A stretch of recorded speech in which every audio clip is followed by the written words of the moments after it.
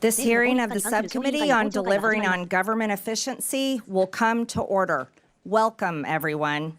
Without objection, the Chair may declare a recess at any time. Also, for today's hearing, Chairman Comer and Ranking Member Connolly will each be recognized for 1 minute after me and the Ranking Member provide our opening statements.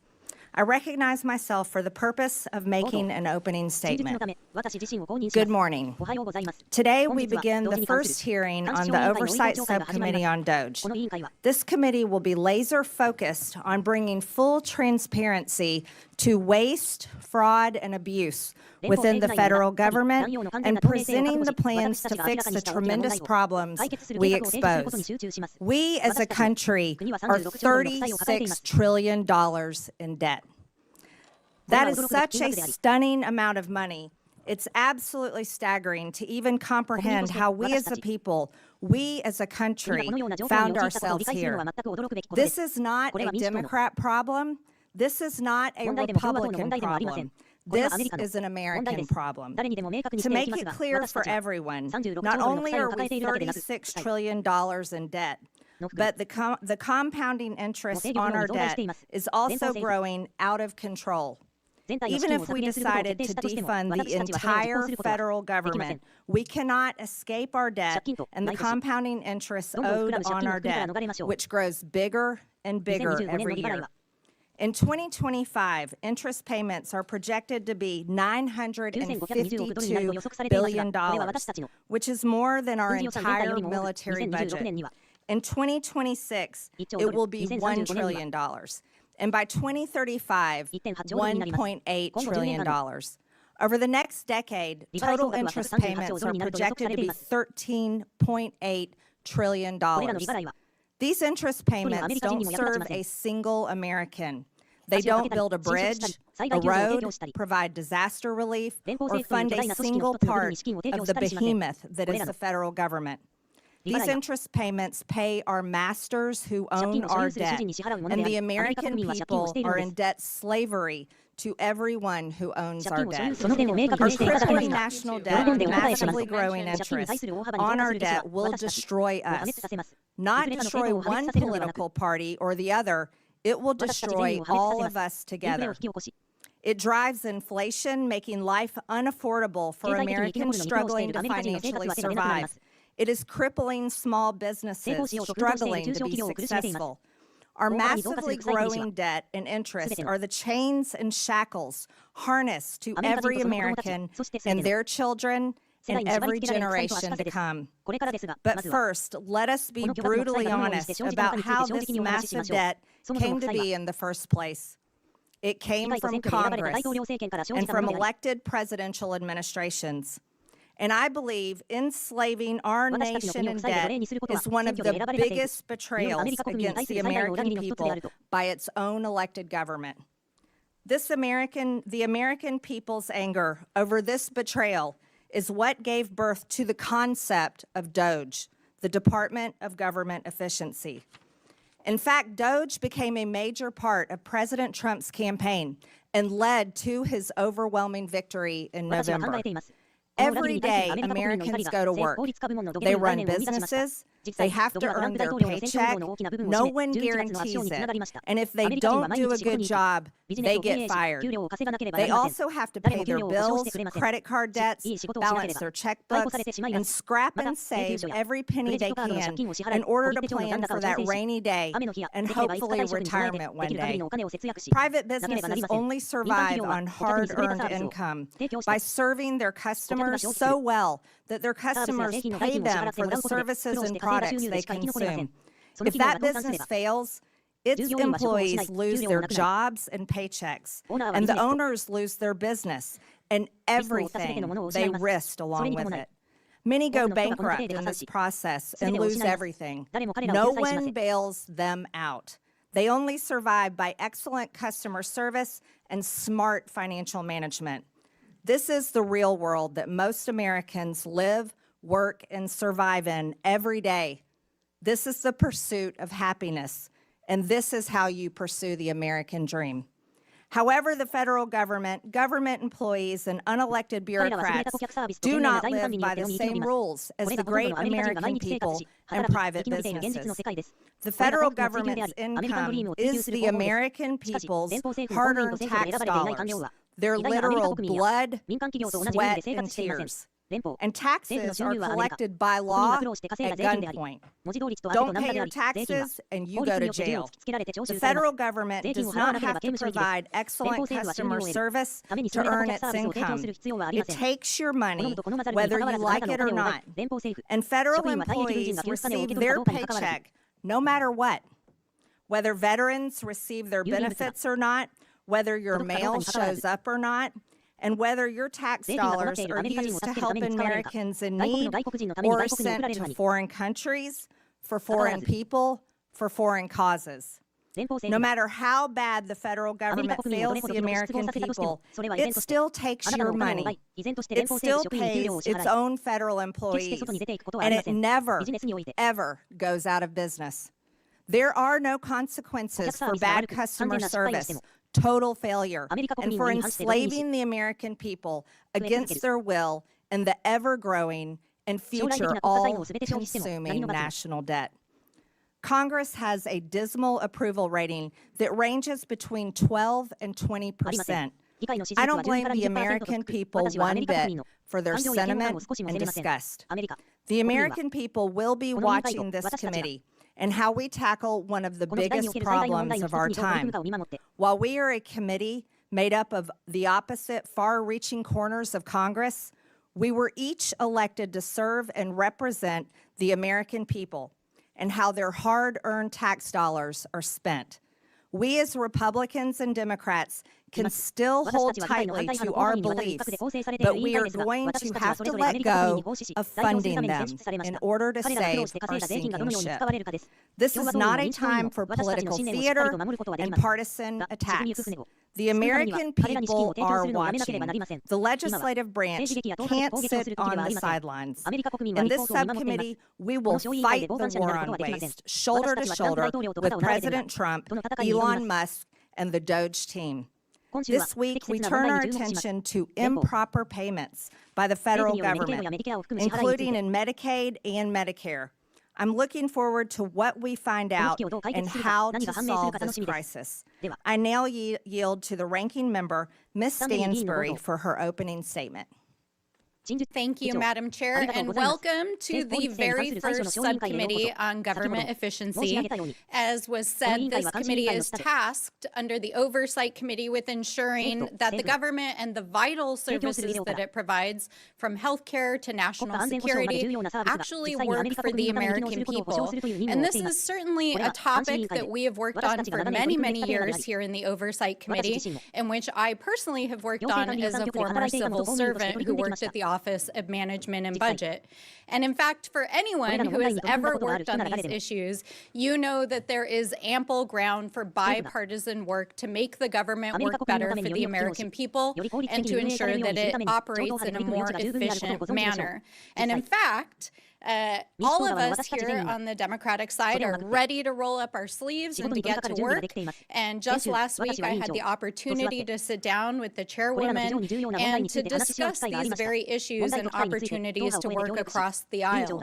And like the chairwoman who shared some of her background with me, I grew up in a working family. I grew up working for small mom and pop family businesses and understand the necessity of balancing the books, making sure we can deliver, and fiscal responsibility. And that's why today's hearing is focused on making sure that the federal government is doing what it's supposed to and digging into the more than $236 billion in improper payments that we see going out the door every single year. And we need to get to the bottom of that. And we need to make sure that we're putting into place rigorous oversight and controls to prevent fraud and abuse, and of course, to go after bad actors. And that is why myself and the Oversight Ranking Member Connolly and other Democratic members of the committee sent a set of bipartisan ideas that we'd like to work on together that would root out waste, fraud, and abuse and modernize and streamline how our agencies deliver vital programs for the American people. These are programs that are important for our seniors and our families and healthcare and the education system, and we need bipartisan solutions to get across the finish line. And we've been trying over the last several years to get these ideas out of this committee, but unfortunately, the committee's priorities have been elsewhere under the current majority. So I hope we can fix that this Congress.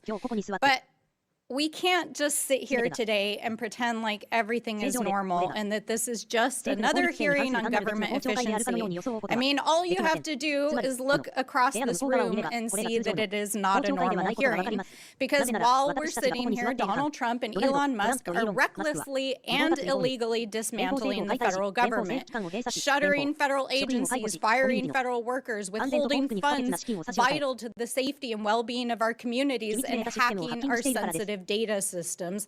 In fact, while we were here discussing government waste on the House floor yesterday, Elon Musk was standing behind the Resolute desk in the Oval Office with the president, and the administration was making emergency court appeals to try to unlock his team's access to the Treasury payment system, which they claim they are using to study improper payments, which is the topic of this hearing. But here's the thing. The Treasury payment system, which includes Social Security information and bank accounts for millions of Americans and data that's critical to national security and the operation of the U.S. government, and payments that go out the door annually equal to almost a fifth of the U.S. economy, is not where the payment decisions are made, because that happens inside the agencies that are currently being dismantled. And the people who actually investigate waste, fraud, and abuse at these agencies are the inspector generals, who Donald Trump fired his first week in office in a midnight massacre. So we have to ask ourselves, what is really going on here? Why did Republicans block Elon Musk from appearing before this very committee last week? Why is the administration so eager to allow Elon Musk and his hackers to have access to proprietary and private information in the Treasury payment systems? Why are our colleagues across the aisle shielding them as they are clearly breaking the law? And why is the vice president trying to rewrite the U.S. Constitution by tweet and undermine the judiciary?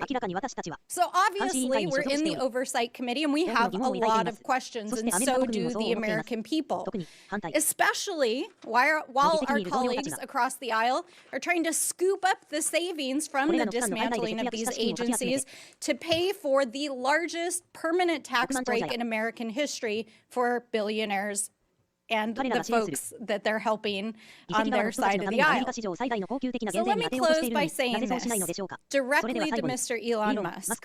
We are well aware that you are eager to engage with members of Congress on social media, but we're not here to play. If you have serious desire to engage in democracy and transparency, we welcome you to the Oversight Committee. Come and testify in front of the American people under oath, because we want to know what you're up to.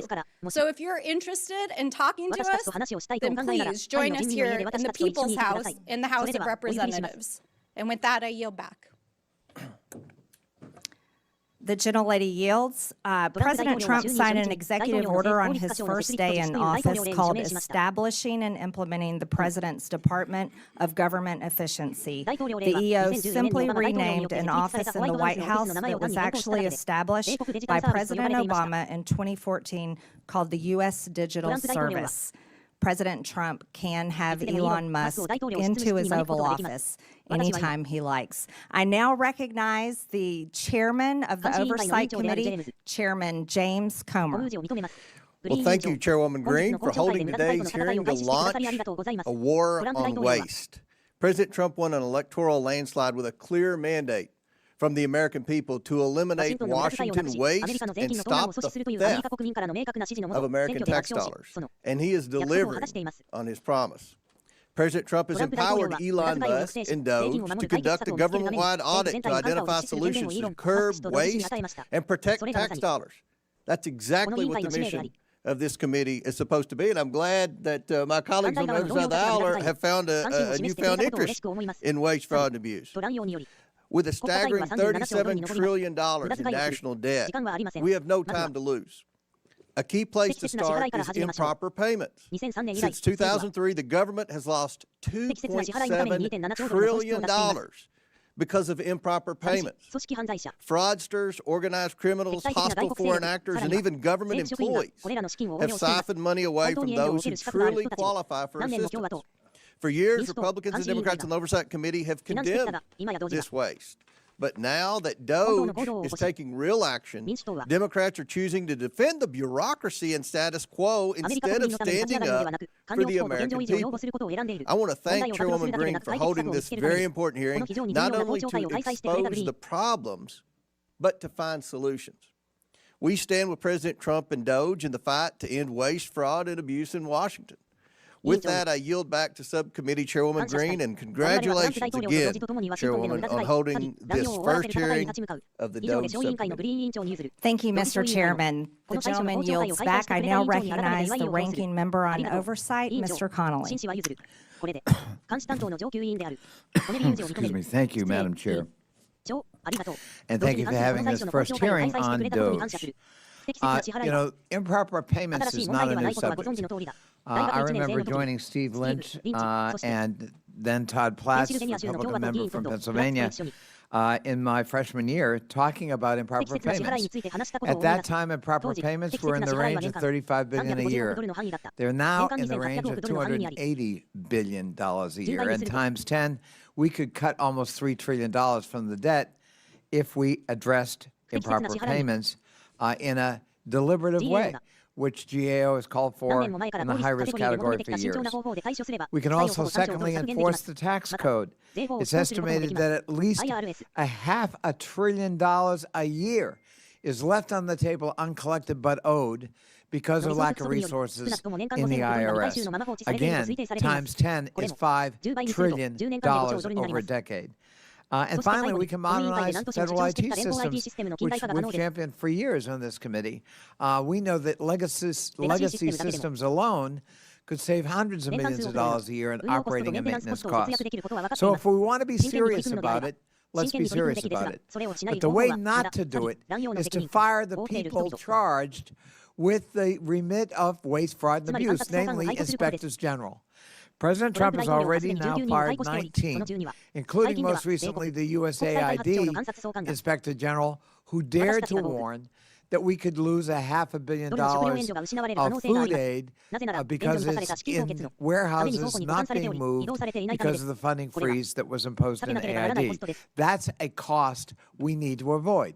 And for doing his job, that IG was fired.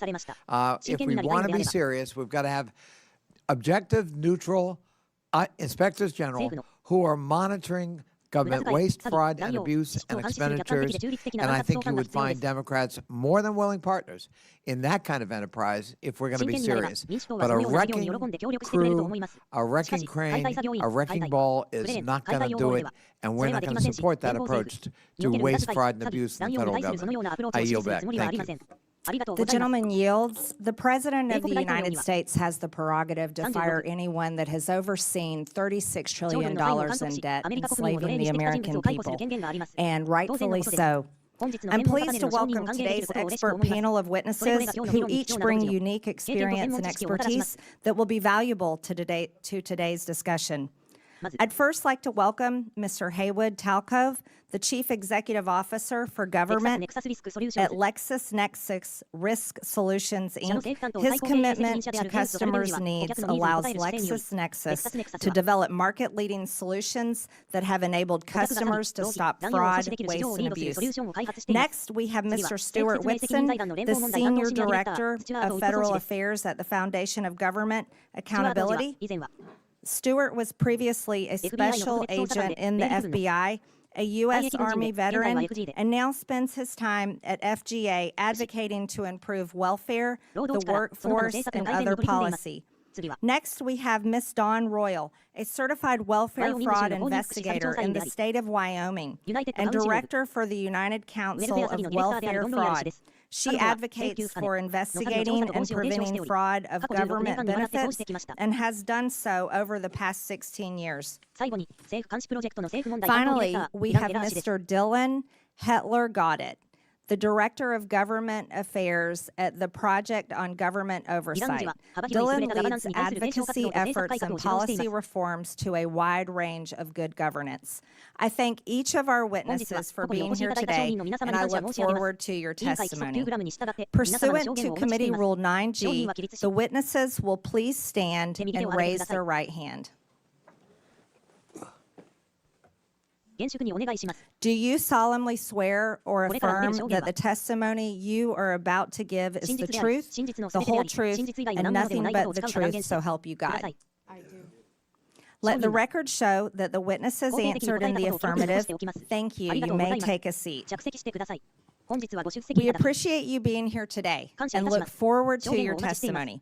Let me remind the witnesses that we have read your written statement and it will appear in full in the hearing record. Please limit your oral statement to 5 minutes. As a reminder, please press the button on the microphone in front of you so that it is on and the members can hear you. When you begin to speak, the light in front of you will turn green. After 4 minutes, the light will turn yellow. When the red light comes on, your 5 minutes have expired, and we would ask that you please wrap up. I now recognize Mr. Talcove for his opening statement. Chairwoman Green, Ranking Member Stansbury, and distinguished members of the committee. For over a decade, a silent war has been waged against American taxpayers, not with bombs or guns, but with data and technology. Outdated government systems permit criminals to access unlimited sums of money. During the pandemic, they stole $1 trillion. 70% of those dollars went overseas. Shockingly, it's just not criminals exploiting the system. It's the flawed system itself acting as the accomplice.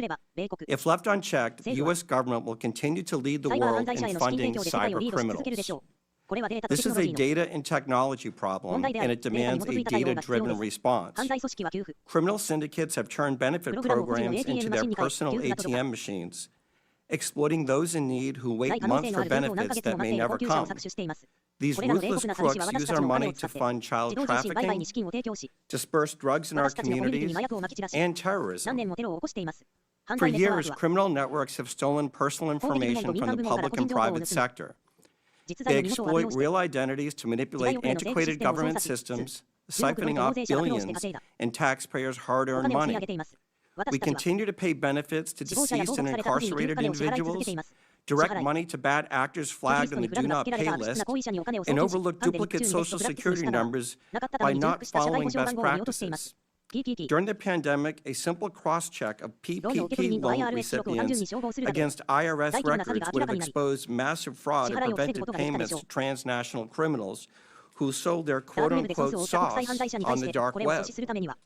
To stop this, we must reclaim control of our systems, not just from the criminal syndicates, but the flawed systems enabling them. Smarter technology, data, and identity verification are not optional. They are necessities to protect taxpayers and ensure aid reaches those who truly need it.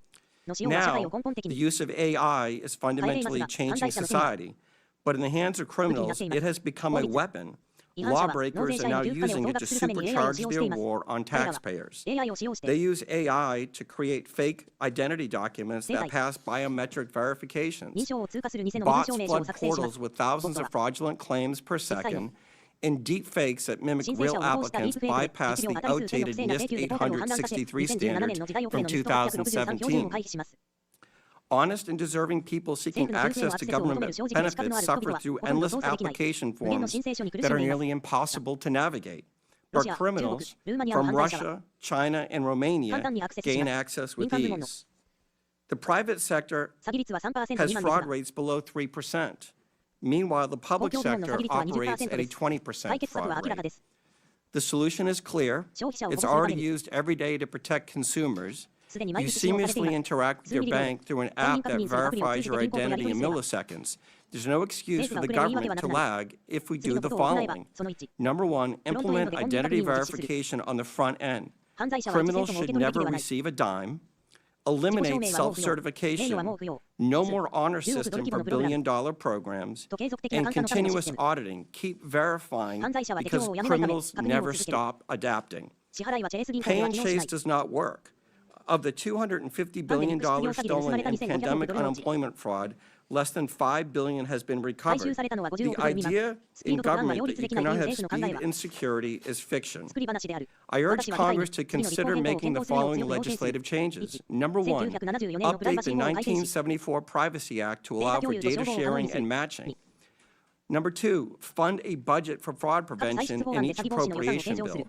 The USDA spends 1/20th of 1% on fraud prevention. Mandate that individuals caught stealing from entitlement programs pay hefty fines and are removed from the program permanently. And finally, eliminate broad-based categorical eligibility. This committee has a choice: continue losing this war against criminal cartels and nation-states, or fight back and save $1 trillion annually. Fraud prevention is not benefit prevention. It's the key to ensuring that every dollar reaches those who truly need it. Hardworking Americans rely on these programs not just to survive, but to build better lives for their families. When criminals exploit the system, they just don't steal money, they steal opportunities. Stopping fraud isn't about denying benefits, it's about protecting them. This crime has two victims. The first are the taxpayers, and the second are those seeking benefits. The fraudsters, cartels, and criminal syndicates are watching this hearing, I'm sure of it. It's time to show them that America will not fund its own destruction. Thank you, and I look forward to your questions.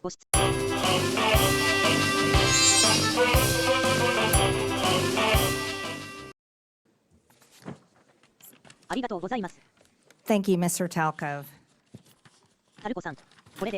I now recognize Ms. Royal for her opening statement.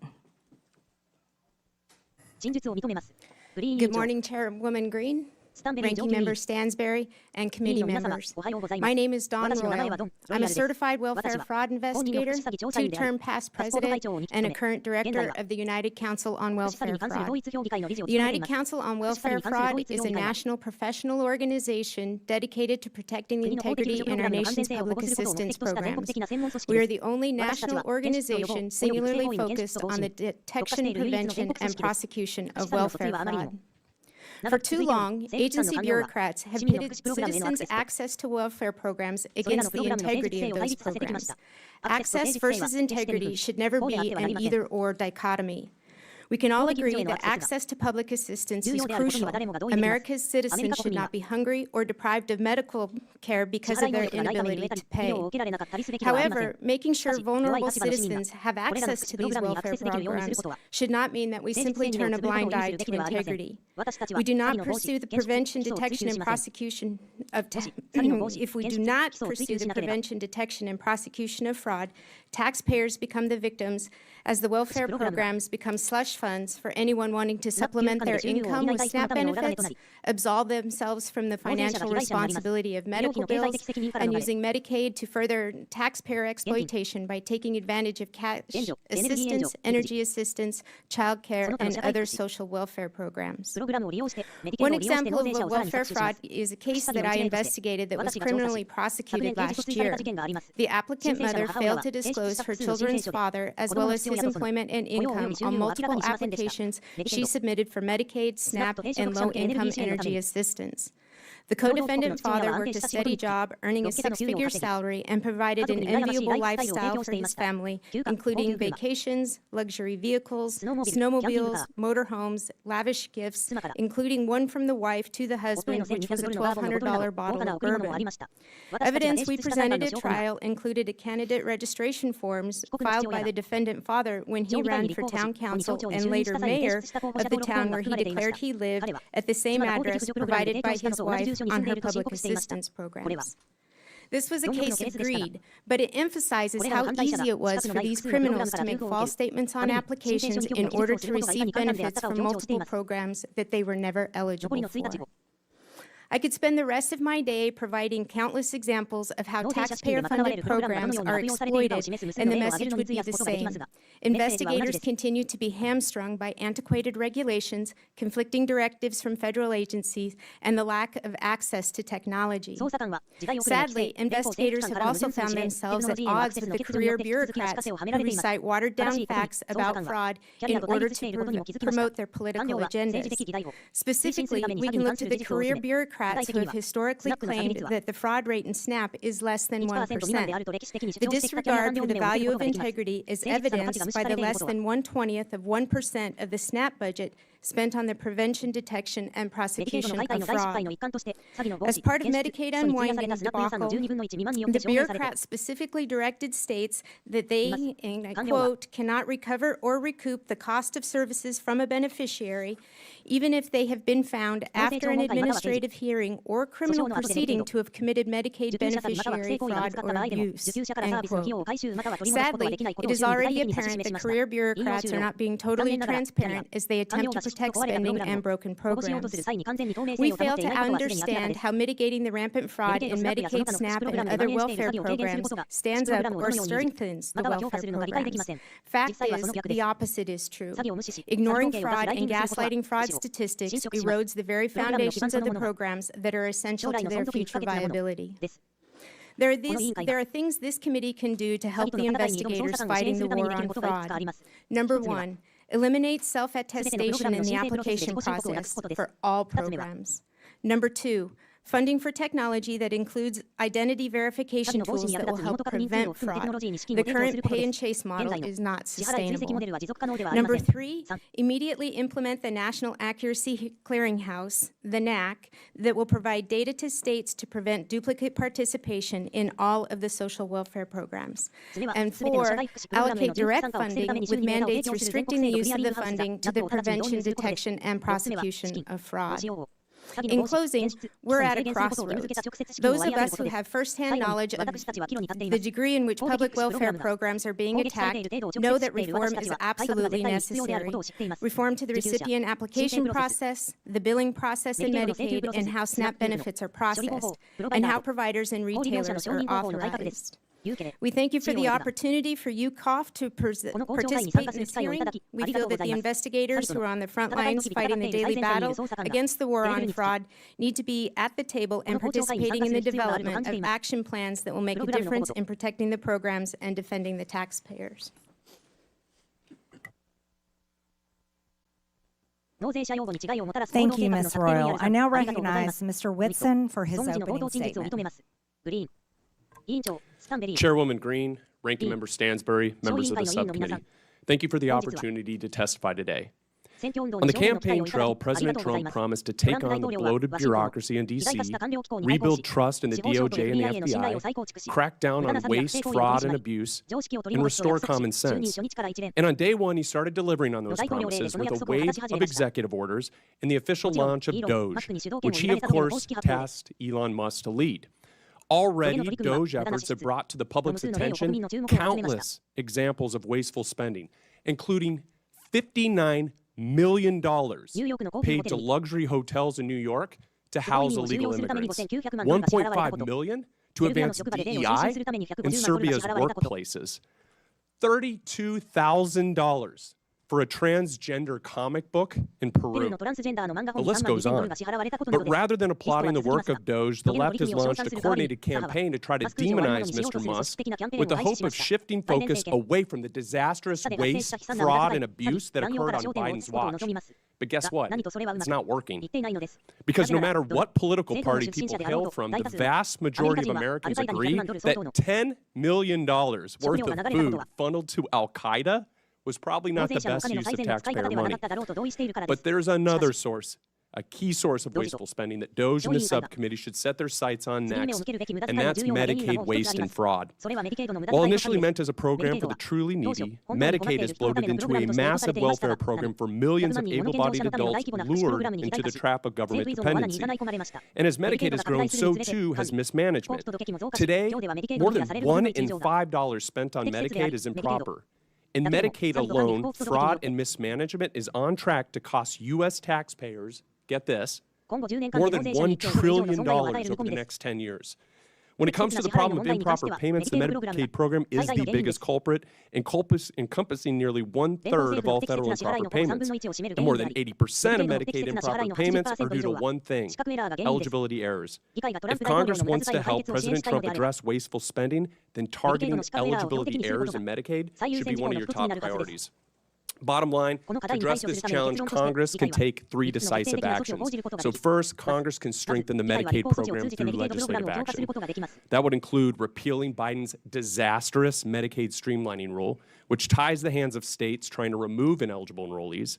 You can and should do this through reconciliation, and it will produce $164 billion in savings if you do. You can also strengthen verification requirements to ensure only eligible individuals receive benefits and ensure a nationwide NAC is implemented without delay. Second thing Congress can do is help President Trump's Doge effort by ensuring that entrenched partisan bureaucrats don't stand in the way of reform. So Musk and his Doge team have already found hundreds of billions of dollars funneled into wasteful, fraudulent, and flat-out insane projects. But they've only scratched the surface. If this much fraud has been exposed in just a few weeks, imagine what else is buried under layers of red tape and government excuses. But guess what? All of these insane projects have one thing in common. They were all approved and funded by unelected bureaucrats. And these and other entrenched bureaucrats are already pledging to fight against President Trump's efforts to improve government accountability and efficiency. Personnel is policy.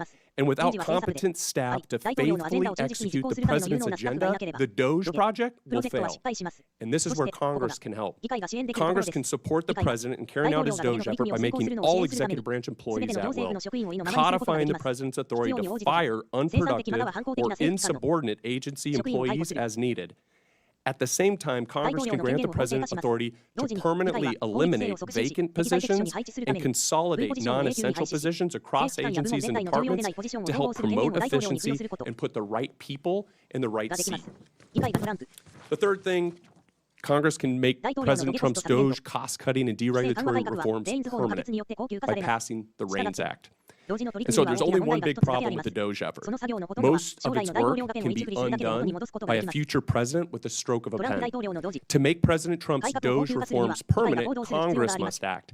And the best way to do this is to pass the REINS Act. This would return Article 1 budgetary power of the purse to Congress while promoting deregulation. It would also help lock in the Doge reforms and cement President Trump's legacy as the most consequential deregulatory and cost-cutting president in U.S. history.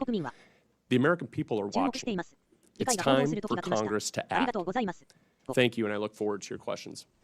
Thank you, Mr. Whitson. I now recognize Mr. Hetler Goddett for his opening statement. Thank you, Chairwoman Green, Ranking Member Stansberry, and members of the subcommittee. My name is Dylan Hetler Goddett, and I am the Director of Government Affairs at the Project on Government Oversight, or POGO. I appreciate the opportunity to be with you here today to talk about the critical issue of bringing more accountability and transparency to federal spending, including rooting out waste, fraud, and abuse. Since our founding in 1981, POGO has been focused on promoting more accountability and rooting out wasteful spending and promoting efficiency, especially at the Department of Defense.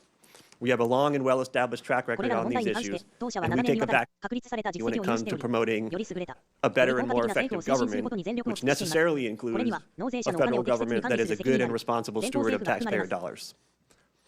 Let's take a moment to pause here to talk a little bit about terms that we're going to hear a lot today and the difference between them.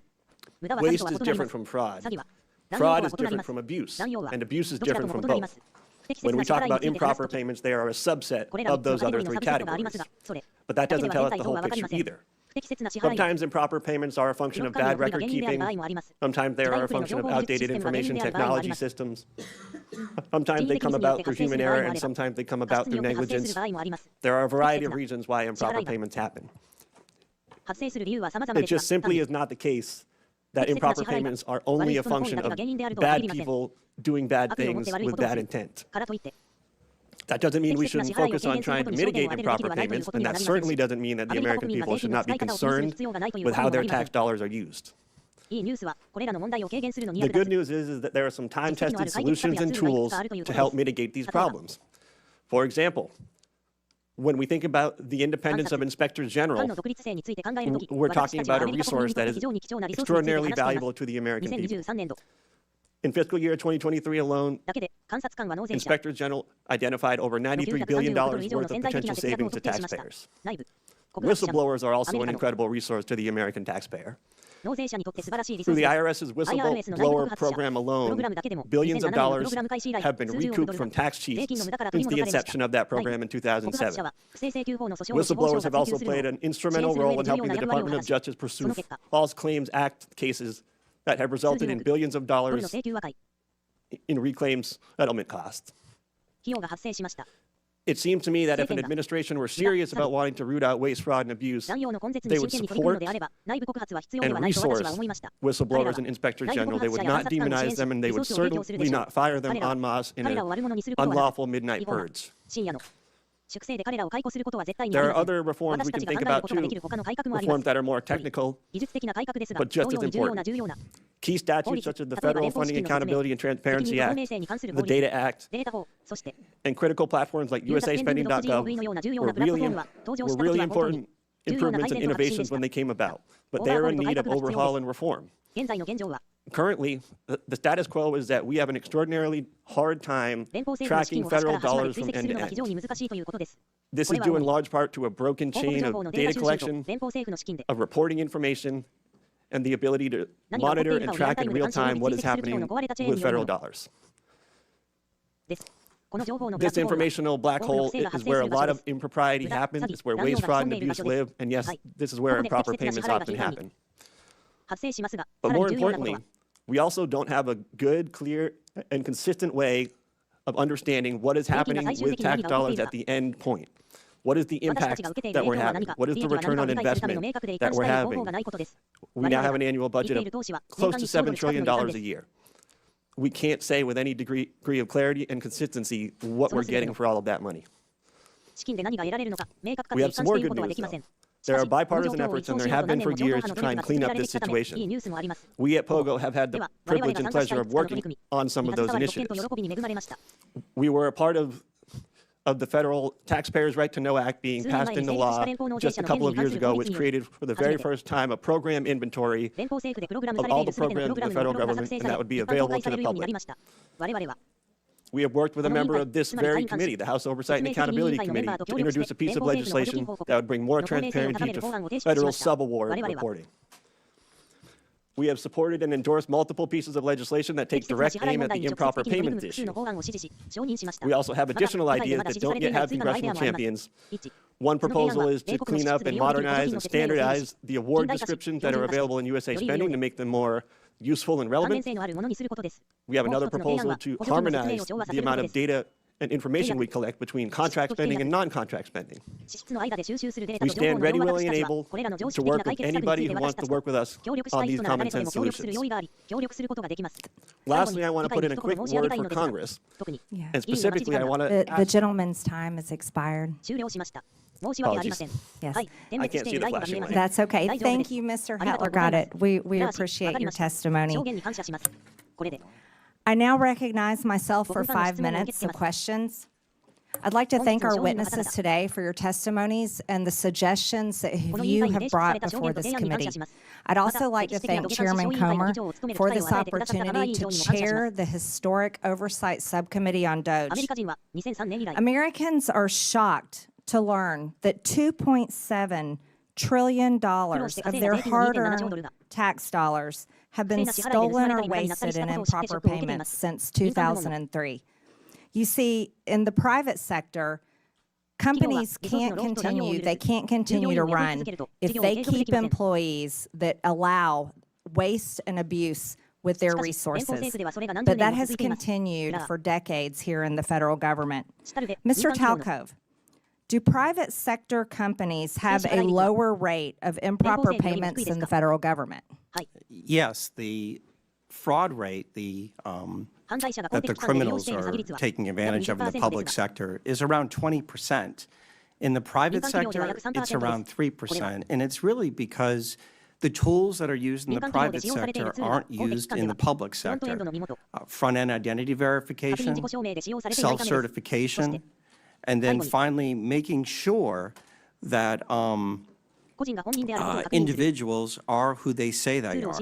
If we start using these tools, you will see the fraud rate go down dramatically, because for the most part, this fraud isn't taking place by real individuals. It's individuals whose identities have been stolen on the dark web. They use that information pretending to be somebody else, and because of the antiquated systems, processes, and technologies in place in government programs, they're able to steal at scale. Right. So, Mr. Talkov, we would say that private companies that pretty much have to exist on a 20% profit rate, they're not allowed. They can't continue to be successful if they were to allow their customers' data to be stolen like that and used by criminals. However, the federal government, who can continue printing checks and continue in operation, never fixes its problems because it can't be forced to go out of business. Would you agree with that? Yes or no? Yes. One of the things I noticed during COVID was the criminals learned that government was the mark because it never runs out of money. And they focus on it at scale, and then the likelihood of getting caught is virtually zero. I think it's outrageous for Americans to know that their identity can be stolen and then used for child trafficking, drug trafficking, and terrorism, like you stated in your opening statement. Ms. Royal, your testimony states that many programs operate under essentially an honor system in which applicants need not verify their identity, income, residency, or other key eligibility factors. You call this a trust everyone instead of a trust by verify approach. Does this mean the federal government in some states are giving out billions of dollars to individuals without verifying who they are or whether they meet program eligibility requirements? Yes, ma'am, that's correct. That's outrageous. Do states have enough incentive to prevent fraud and to recover improper payments? No, and in fact, states are hesitant to spend their state dollars to protect federal dollars. Would greater investment in program integrity efforts yield a positive return for taxpayers? Yes, it could easily be self-funding. Amazing. Mr. Whitson, your testimony states that both the Biden and Obama administrations issued rules and guidance that made it harder for states to verify eligibility for Medicaid. You say that repealing Biden's Medicaid streamlining rule would save $164 billion over 10 years because the rule restricts eligibility verification that states can perform. Can you explain why this rule is so costly? Yeah, so the rule does a number of things, but for instance, it prohibits states from verifying eligibility more than once a year. So for non-disabled folks to just go in and look and say, hey, are you still eligible for the program? It says you are forbidden from doing that any more often than once a year. And so obviously people's lives change, and so they may become ineligible, and so it's designed to keep them on the program. Another thing, it prohibits in-person or phone interviews to verify their identity. So people apply for it, and then the person on the other end says, well, I just want to call and make sure this is a real person, not someone in another country or whatever. The rule prohibits that. And so there's a number of other provisions. It also opens a lengthy reconsideration periods, and this is where illegal immigrants are able to obtain the benefits. And so basically it says once you get these benefits, you can't interfere with it for a 90-day period or longer. And so there's a number of horrible things. Thank you. So we can't verify if someone is illegal or legal receiving benefits. Just to correct that, yes or no? You have to wait a state has to wait at least 90 days, and actually what we're seeing is it's led some states to wait as long as 13 years. And so on the program. Unbelievable. My time has expired. Thank you very much. I now recognize Mr. Lynch from Massachusetts. Thank you very much, Madam Chair. First of all, let me congratulate you and also Ms. Stansbury on your new positions. And I want to thank the witnesses for your testimony. We've already heard some good ideas about how to work together. And Mr. Hetler-Gaudette, I for one would be most open to working with POGO and trying to work on some of the legislative ideas that you have to actually get at some of this waste, fraud, and abuse. Since this is my first opportunity to speak in this new subcommittee, as the representative for the 8th Congressional District in Massachusetts, I want to first of all make clear that my primary purpose in seeking appointment to this subcommittee is for the singular and sacred purpose to defend our democracy, which I believe is under attack in this country, and to uphold my oath to support and defend the Constitution against those who might secretly or openly seek its destruction. Make no mistake, this is a moment for representative democracy. This is a test of our resolve. In the coming days and weeks, we will all get to decide whether we stand with a couple of billionaires who, despite their own financial successes, still harbor such grievances in their hearts that after all that democracy has provided to them, they remain animated by the desire to dismantle this democratic government and to punch down at some of the weakest and most vulnerable in our society. Two men who clearly understand that the easiest way to incite large numbers of people is to use social media to exploit the dynamic forces of hatred and fear. Madam Chair, if we're going after waste, fraud, and abuse, let's start with abuse. Abuse of power. As of yesterday, there were 55 lawsuits under consideration by the federal courts across our nation as a result of Elon Musk's and President Trump's unlawful acts. Many of those lawsuits have already been sustained by the federal district courts and orders have been rendered to undo those unlawful acts. But this is just the beginning, and Congress has an important role to play, and I, for one, look forward to that opportunity. This is a moment of great consequence for our country and for our democracy, and I remain grateful to the good people of the 8th Congressional District of Massachusetts who sent me here. Mr. Hetler-Gaudette, again, happy to join you on some of your efforts. POGO has worked very closely with our IG community, is that right, the Inspector Generals? Yeah, that's correct, Congressman. I know your work is very much similar to what we ask our Inspectors Generals to undertake.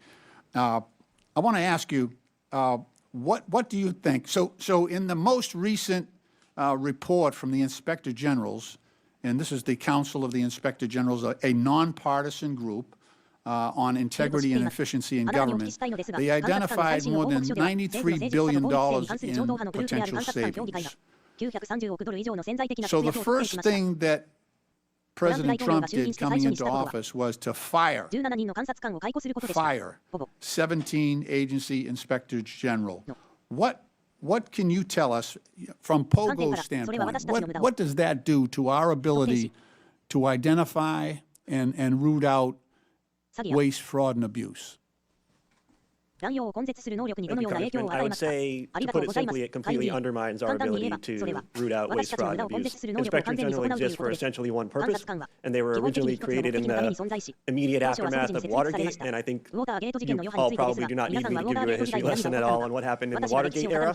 There's a reason they were created at that time, because there was a lot of waste, fraud, and abuse happening, and there were not cops on the beat that were internal, that were independent, that were situated in agencies to be able to find these things and expose them and do something about them. That's what Inspector General exists to do. So it's completely anathema to, I'd say anathema to any stated mission to find cost savings and to root out waste, fraud, and abuse, to fire Inspector General and to undermine them. It makes no sense. Those two things do not add up. Thank you very much.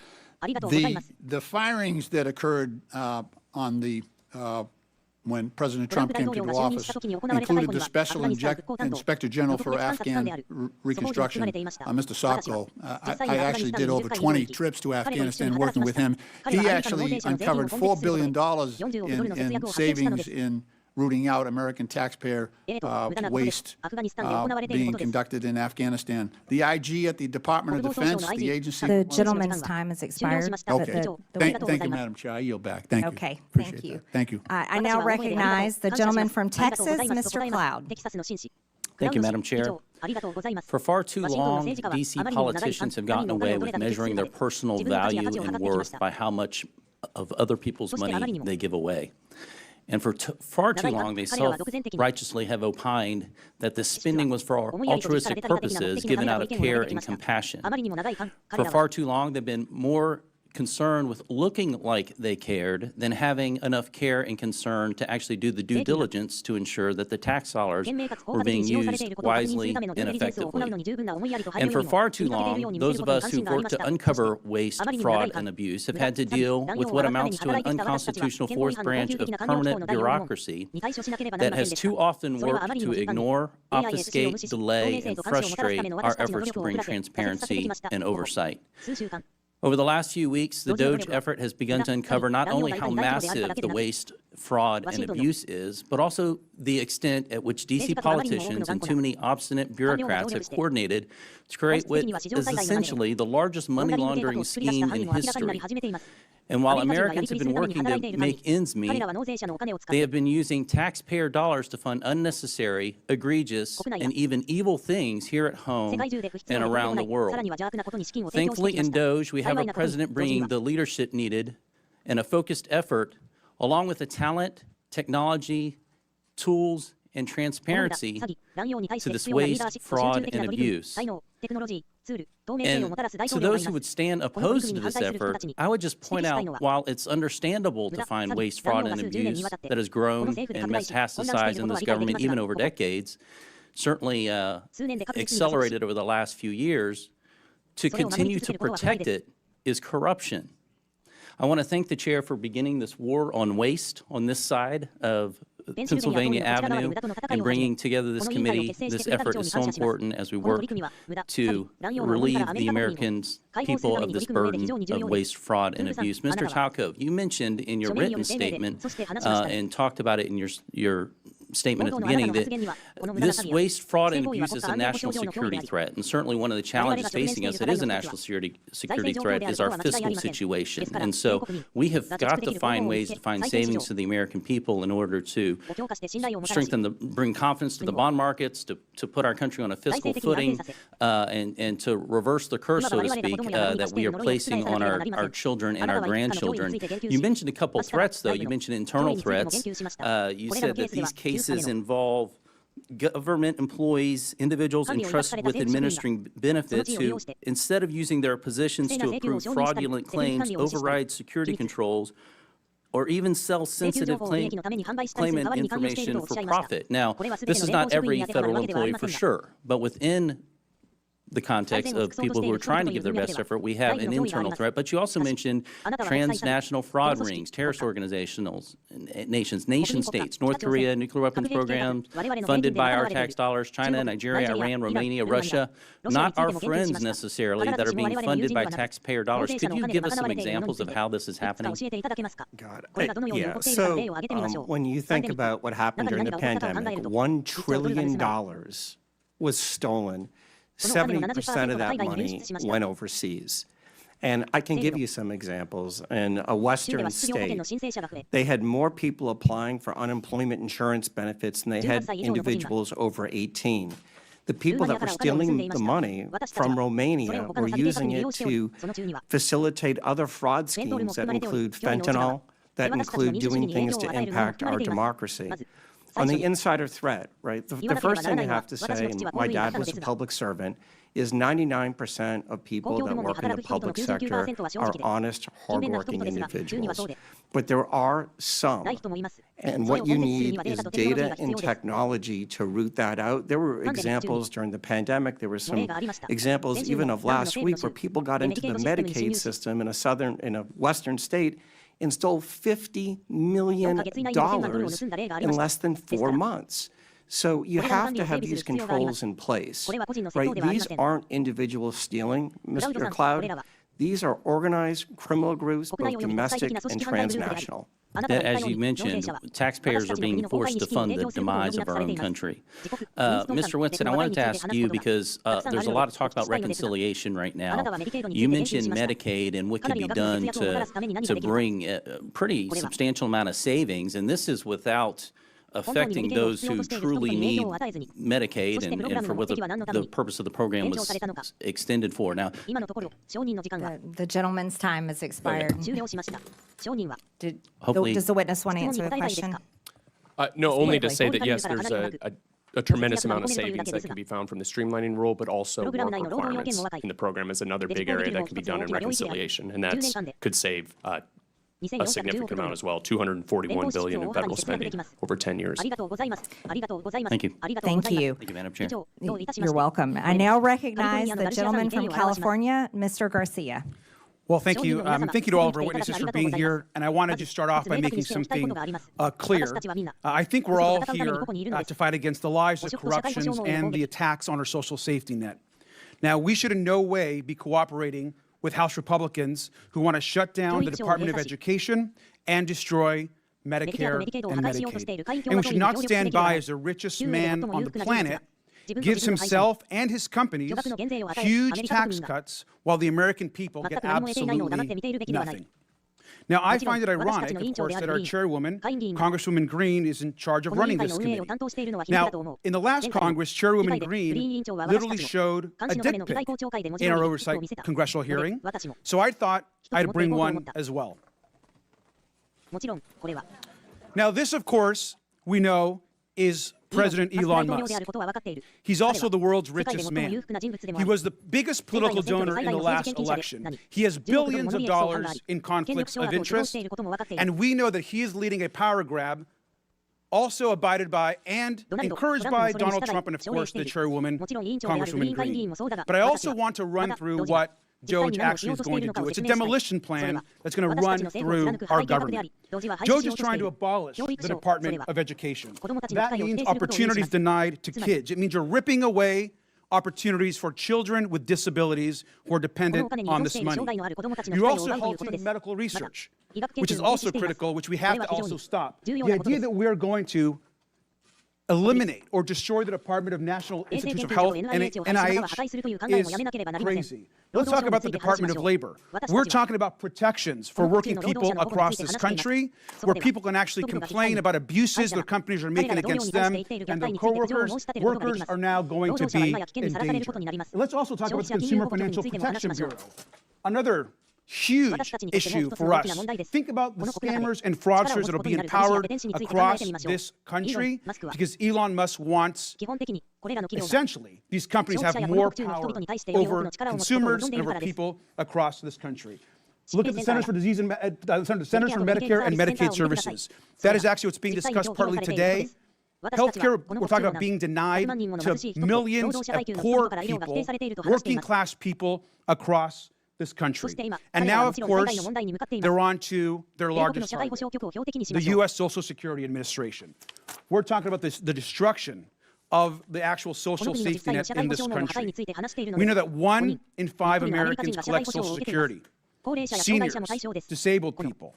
This entire plan is about hurting the American social safety net and destroying our institutions. And it's important that we actually call out what is happening at this subcommittee. This is not about working with the richest man on the planet. This is actually about empowering. This committee wants to empower the richest person in the world to hurt people so they can take all of this money that they so-called want to save and then give it to themselves, their companies, and their billionaire friends. That is the attack that is happening in this committee and across this country, and it's important that we call it out. We also know, of course, that Elon Musk is sending his unqualified Doge staff to carry out this agenda across all these agencies. And in some cases, actually teenage staffers. No accountability, no experience, and problematic records. They're trying to rob you, and they're probably a minor. Thank you, and I yield back. The gentleman yields, and I now recognize the gentleman from South Carolina, Mr. Timmons, for 5 minutes. Thank you, Madam Chair. I find it sad that my colleagues across the aisle can't take this seriously. We have $36 trillion in debt. We run an annual almost $2 trillion deficit. When I got elected 6 years ago, we had $21 trillion in debt. So in 6 years, we've added over $15 trillion to the debt. And guess what? President Trump ran on fixing this problem. President Trump told the American people he would right the ship financially, and he said during the campaign that Elon Musk was going to be the person to lead this charge. The man that has turned business after business around, he's the richest man on the planet because he succeeds at his endeavors, and that's why President Trump has appointed him the head of this effort. This is a very serious problem, and it's incredibly hypocritical that my colleagues across the aisle are complaining about this because Joe Biden signed his name and wanted the American people to believe that he had the ability to forgive $250 billion with a signature. Guess what? Supreme Court ruled he did not. That's our system of checks and balances. The President, Biden, he clearly was experiencing cognitive decline. He didn't even have the ability to be charged with a crime as determined by his own Department of Justice. But he signs his name and he thinks it gives $250 billion away, redistributes taxpayer dollars. It's just crazy that we can't come together to address the greatest national security threat facing this country, our debt. Now to the task at hand, Medicaid fraud. Mr. Talcott, if we implement enhanced identity verification and enhanced income verification, what will happen? How much money will we save? You'll save hundreds of billions of dollars.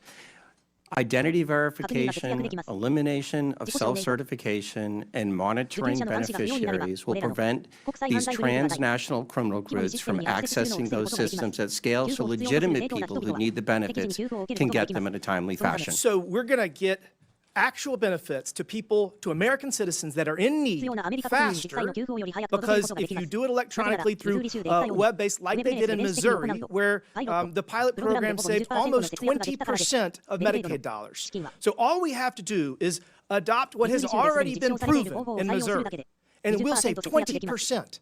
To the people out there listening, we spend almost $900 billion every year on Medicaid. And if 20% of that is saved, that's almost $200 billion. We got a $1.8 trillion annual deficit. We just knocked off $200 billion. Let's keep this train going. The fact that the Democrats are filing lawsuit after lawsuit to impede the efforts of President Trump to right our fiscal ship is unforgivable. It's unforgivable. Mr. Talcott, you talked about pandemic fraud. I have a bill that would cause the IRS to share data with the Small Business Administration and the FBI and the Department of Justice that would show that you were ineligible for PPP loans, and you got them. So I think that would save probably $100 billion. Do you think that we should go back and take money away from people that fraudulently got COVID money? During the pandemic, the PPP program was a virtual buffet for fraudsters, and it was because of that 1974 Privacy Act, where data sharing and matching is virtually impossible. Congress needs to change that. But we can do it retroactively. We can do it retroactively. We can find the people that stole this money, hold them accountable, probably get some of the money back. So I already have that bill filed. That bill, I think, would probably get $100 billion. So now we got enhanced identity verification, enhanced income verification that has been proven in Missouri. It does work. So I'm working on that bill. We're going to drop it soon. That's $200 billion. There's a competition in Congress. I think we should have a competition on this committee. I got $300 billion in savings proposed. We got to all pull our weight because we have such a massive problem right now. But I would just ask my colleagues across the aisle to get out of the way if you don't want to help. If you don't want to help right the fiscal ship in this country, get out of the way. Stop filing lawsuit after lawsuit. We do not have the financial ability to continue down this path. And we're going to save this country with or without you. You can kick and scream all the way, or you can get out of the way. I prefer the former. Thank you, Madam Chair. The gentleman yields. I now recognize the gentleman from Texas, Mr. Kassar. This subcommittee is supposedly about looking into waste, fraud, and abuse. So I'd like to start talking about independent inspector generals who are supposed to be looking into waste, fraud, and abuse. Mr. Talcove, do you know how many inspector generals at agencies that were investigating Elon Musk's companies have been fired by the Trump-Musk administration? No. It is 5. Ms. Royal, the Inspector General of the Department of Labor had 17 open investigations into Tesla and SpaceX. Do you know what the Trump-Musk administration did to that Inspector General? No. They fired him. And I think you all know. Mr. Whitson, the Inspector General of the Department of Transportation was investigating Tesla. Do you know what the Trump-Musk administration did to that Inspector General? No. They were fired. The Department of Defense's Inspector General was looking into SpaceX. Mr. Hedler, do you know what the Trump-Musk administration did to that Inspector General? I believe he was fired. Thank you. I think everybody on the panel knows what the answer to these questions were. The U.S. Department of Agriculture Inspector General was investigating Musk's Neuralink. Mr. Talcove, now I'll ask you again under oath, do you know what Mr. Trump did to that Inspector General that was looking into one of Musk's companies? No. He was fired. The Inspector General at the EPA was repeatedly taking on Tesla. Mr. Hedler, since it seems that you're answering the questions that everybody knows the answer to, do you know what the Trump-Musk administration did to that Inspector General? I believe he was also fired. Also fired. At least 5 Inspector Generals that were looking into Elon Musk's companies were fired by the Trump-Musk administration. These Inspector Generals, who are independent, protected by law, they are the people that find the waste, fraud, and abuse and found many of the cases of waste, fraud, and abuse that have been brought up today, fired because they were looking into Elon Musk.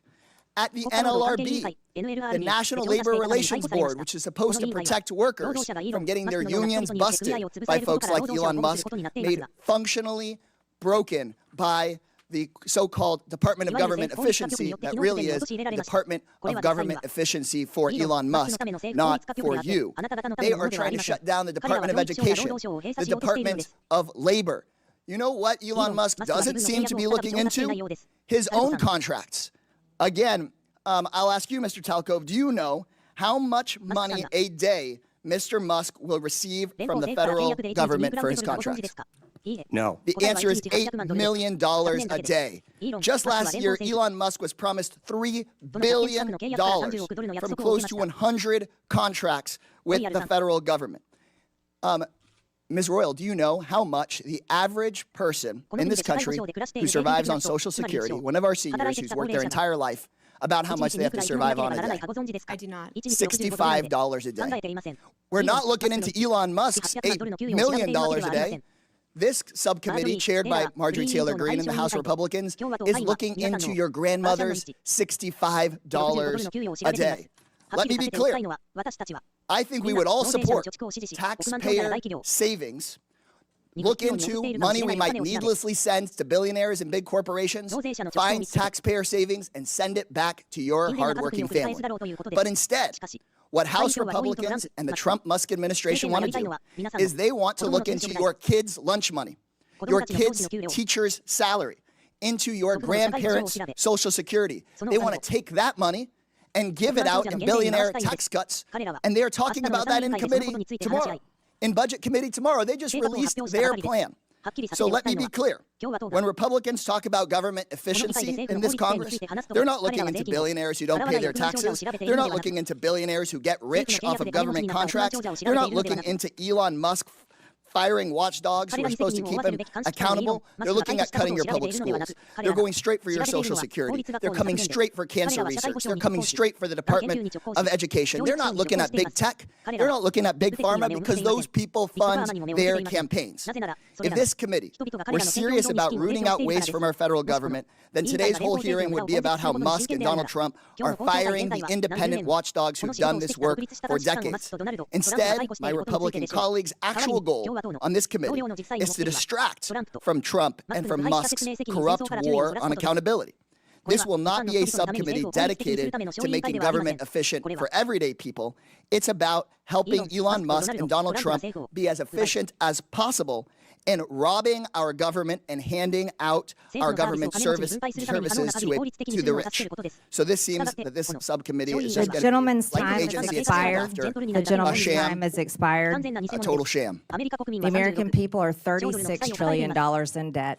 it certainly seems reasonable that someone has been fired. I now recognize the gentleman from Tennessee. You're going to put us Mr. further in debt with your billionaire You're tax not rates. recognized. Mr. Burchett, you're recognized for 5 minutes. Thank you, Chair Lady. The gravy train for a lot of these folks has been on biscuit wheels, and it's about to run off the dead tracks, and it's about time. Could you imagine standing up here and defending waste, fraud, and abuse? But I think that's what we're seeing. When people squeal and don't ask questions, I think it shows the American public what the heck's going on. And that little gravy train is getting ready to run out. The spigot is getting ready to be turned off. Mr. Talcove, that's correct how you say your name, brother? Yes, sir. All right. How can the federal government improve identity verification for these entitlement programs? It's doing what the private sector does every single day, whether you use your bank, you go to Amazon, using those tools, and moving away from some of the dated compliance standards that the federal government uses. NIST IAL 863, 2017, before there was anything called deepfakes and generative AI tools. I was informed that PayPal has never been, they've never been able to crack into that and steal people's vital information. Are they using those systems that you would be favorable towards that government seems to be shying away from? Yes, sir. And describe that, how that works. They're systems that are based on encryption. They use technology and they use data to validate you are who you say you are. The people that are stealing right now, I believe a lot of them are actually ghosts from China, Russia, Nigeria, and Romania. I read a report today that North Korea was involved in this, and some of that as well. And those people are our enemies. Again, they'll hate us for free. We don't have to give them taxpayer money. And are there loopholes that can be closed to avoid these improper payments? And I wish you'd describe those to me. The biggest, most important thing, particularly in the benefit program space, is the use of self-certification. As Mr. Timmons noted, the state of Missouri is using a solution called Steady IQ to validate wages and wealth. You cannot allow individuals to provide the information based upon what they think. It has to be based on what you know, and that will stop the ghosts from using people's identities to steal money from U.S. taxpayers. How much money do you calculate is wasted due to waste, fraud, and abuse in the entitlement programs each year? My number right now between federal, state, and local government is you can save $1 trillion a year by simply putting in front-end identity verification, eliminating self-certification, and monitoring the back end of the programs that are providing the benefits. Those three things. You said you could eliminate that, but there are others you feel like some more low-hanging fruit? I would start with those three things because they're simple. That'll take that 20% fraud rate that you're seeing in the public sector down below 5%. Chair Lady, I would suggest that we adopt Mr. Timmons' legislation and get that out of the committee as fast as possible. What actions also could Congress take to fix these problems quickly? I think the first thing is updating and redoing the 1974 Privacy Act. That is virtually impossible to do data matching. It's very difficult to have data shared. And when you look back at the pandemic, data sharing and data matching would have stopped probably 50% of the $1 trillion that was stolen from taxpayers. Any y'all like to add anything to that? Congressman, I would just add that rather than accepting self-attestation, that states should have to be required to actually verify people's identities. And here's the key part: before they get enrolled. They shouldn't get enrolled and then eventually come down later on down the road. It's amazing to me. I have a doctor's appointment back in Knoxville, and the verification process is very extensive. It's more so than the federal government requires for any of this. What type of computer systems are these agencies using, and do they need updating? They're using very dated technology, but they're also burdened. I look at the USDA, $6.8 2 million words in a 10,000-page document that shows how to implement the rules of the program, nobody can figure that out. So one of the things that I think has to happen is the simplification of these processes and systems, and then just use the technology that we use every day in the private sector. Okay, thank y'all so much for being here. The gentleman's time has expired. Thank you, Chairwoman. I now recognize the gentlewoman from Texas, Ms. Crockett, for 5 minutes. Thank you, Madam Chair. And Mr. Talcove, I'm just going to go ahead and pick up where you left off really quickly.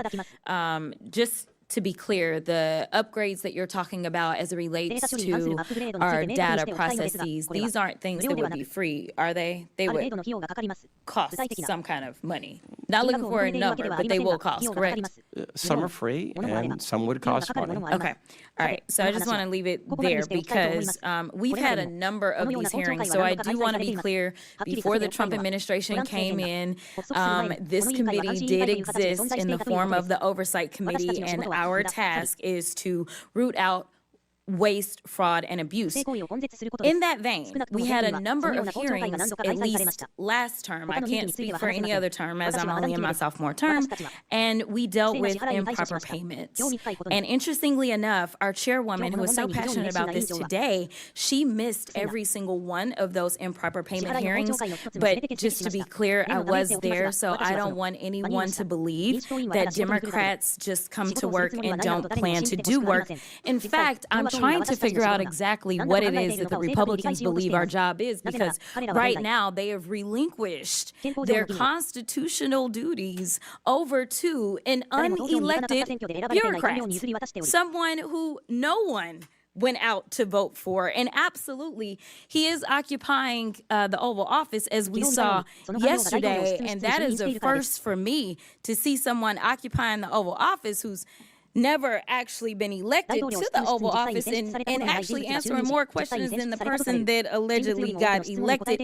But for whatever reason, this is the first time we're having a Doge subcommittee hearing, and that guy's not here. Instead, we have y'all. So I do want to thank you for coming. But I will say this. It's also interesting to me that in the first few days of Doge existing, we know that they are trying to get rid of the Department of Education, USAID, Consumer Financial Protection Bureau. They're laying off FAA workers. They are going after the FDA, the CDC, the HHS, the FBI agents, and they're talking about getting rid of FEMA. And they brought y'all in.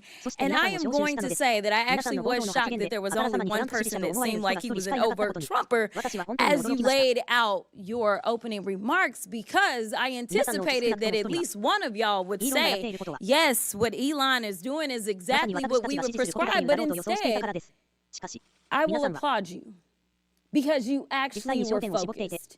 You talked about what the American people are looking for us to do. We've actually consistently on this side of the aisle promoted this idea of making investments into technology so that we can do things such as, say, look at the Department of Defense. The Department of Defense that takes up approximately, 50% of our discretionary income, or our discretionary spending, approximately 50% goes to the Department of Defense. The Department of Defense has not been able to pass an audit in the last 6 audits, and we're not talking about pennies.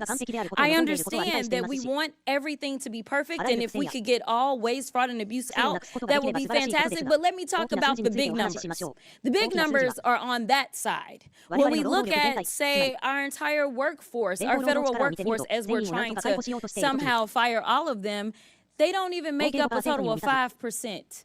It's even less than that when we look at our budget. But let's talk about defense.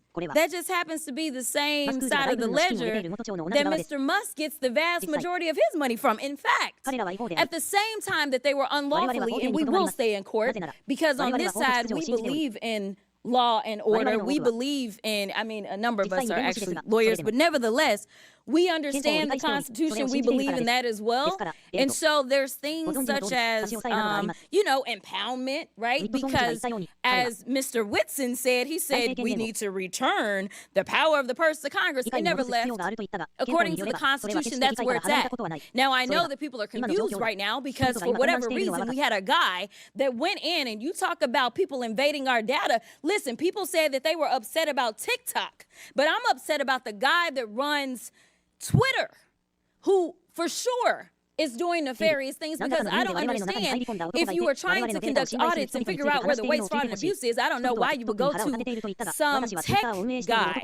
In fact, it was only techies that were sitting there at inauguration. We didn't have auditors. I would welcome auditors to come in and do forensic audits. In fact, he sat there in the Oval Office yesterday and he admitted that he was lying and he was using his propaganda machine to do it when he said that we sent millions of dollars to Gaza for condoms. That was a lie. So let me tell you something. The gentlelady's time has expired. The gentlelady's time has expired. The gentlelady's time has expired. I now recognize the gentleman from Missouri, Mr. Burleson. Thank you, Madam Chair. I just want to speak frankly at first to the American people. We're nearing $37 trillion in national debt. What does that mean? That means that each and every U.S. taxpayer owes over $323,000. Okay? What does that mean? That means when the EPIC, which is the Economic Policy Innovation Center, says we have $18 trillion left. That's it. $18 trillion left to take out, and we're spending $2 trillion in debt every year.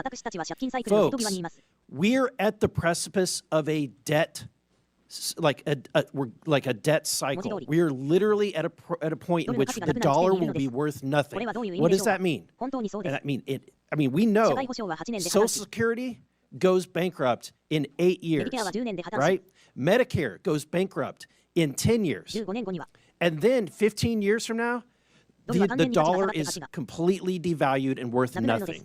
So what does that mean? That means your pension, the money in your bank, your savings is nothing. It's worthless. So what are we doing? We're trying to save this country. We're trying to save your pensions. We're trying to save your bank accounts. We're trying to save this country for the next generation. And it would be nice if we had help. But instead, we have people that are fighting us on this. And I think that I would hate to be in the Democratic Party right now because you're in a really bad bind. You're having to defend all of this crazy spending, all of this crazy waste. So how do you do it? You do ad hominem attacks. You attack the messenger. Oh, Elon Musk, right? He's rich. He must be evil, right? That's the attacks. Really, you can't do any better than that, right? Let's talk on the policy. On the policy, help us. We're trying to save this country. This is what, and Elon Musk, who's making no money doing this, is trying to save this country. Why? Because he has invested in the United States of America more than anybody, right? So I think that we should embrace it. In fact, not a single company, governor of any state would ever turn down Elon Musk and his team of Doge from coming in and providing free services to right the course and financially in any state or organization. It's ridiculous that we would demonize someone that loves this country so much. Mr. Whitman, the formation of agencies via the executive action is not new, right? The formation of Doge is not new.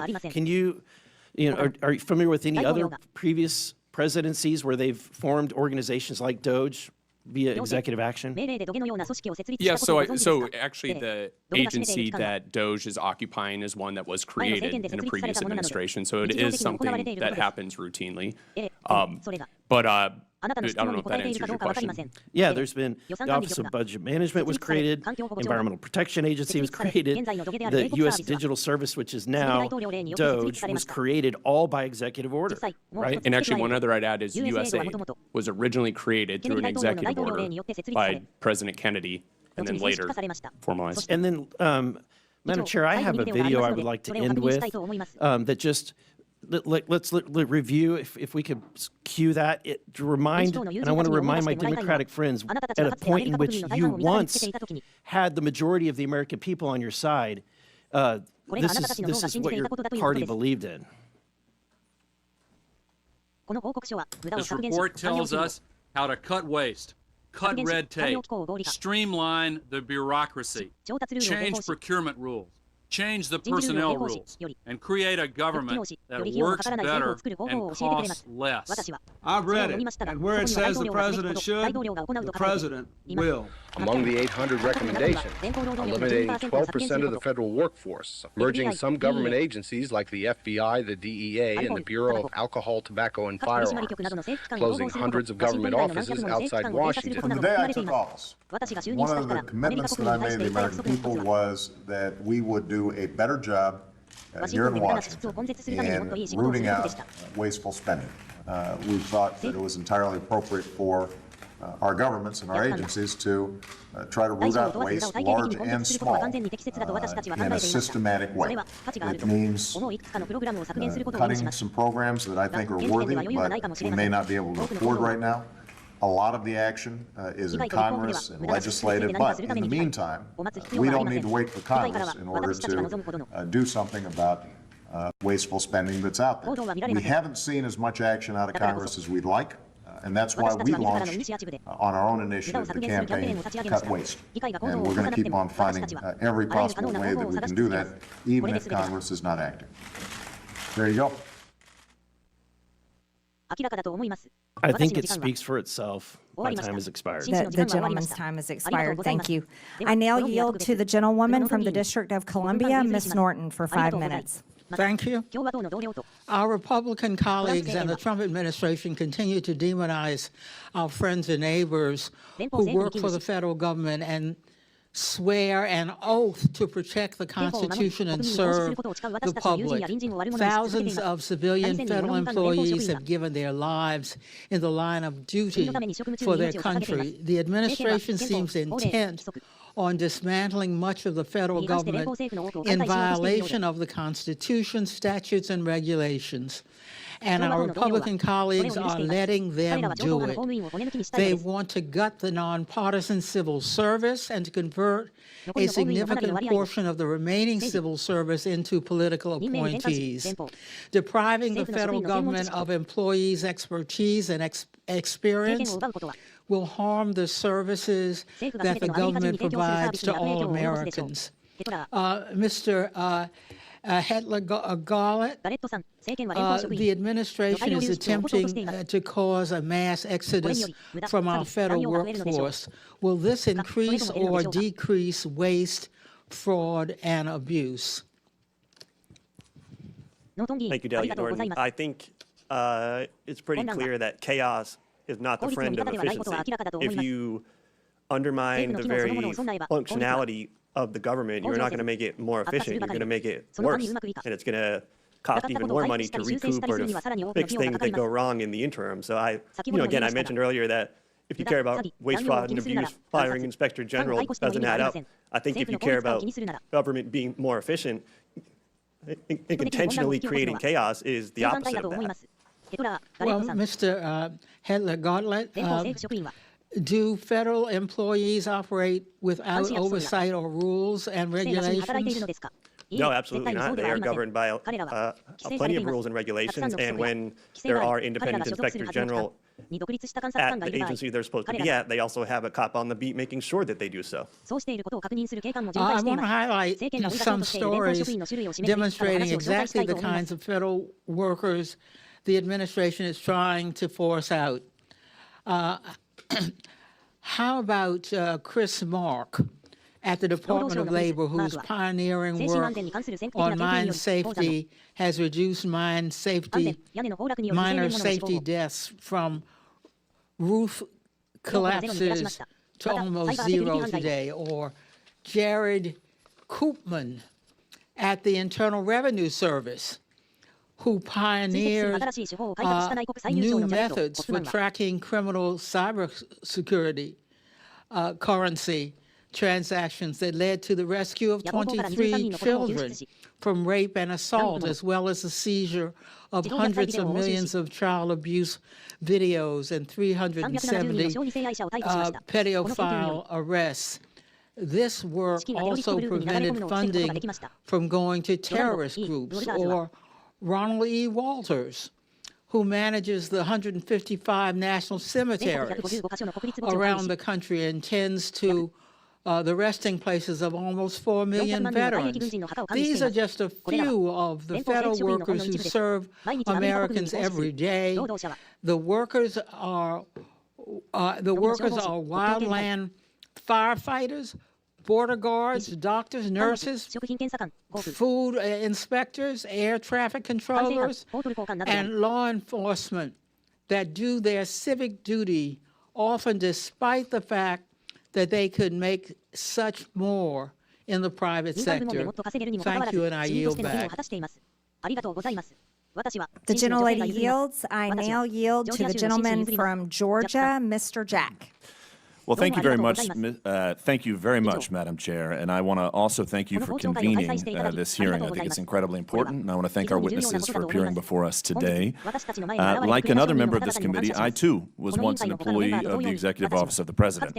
I worked in President Trump's White House from the very first to very last day of his first term, and I saw firsthand how entrenched and resistant the federal bureaucracy was to his agenda.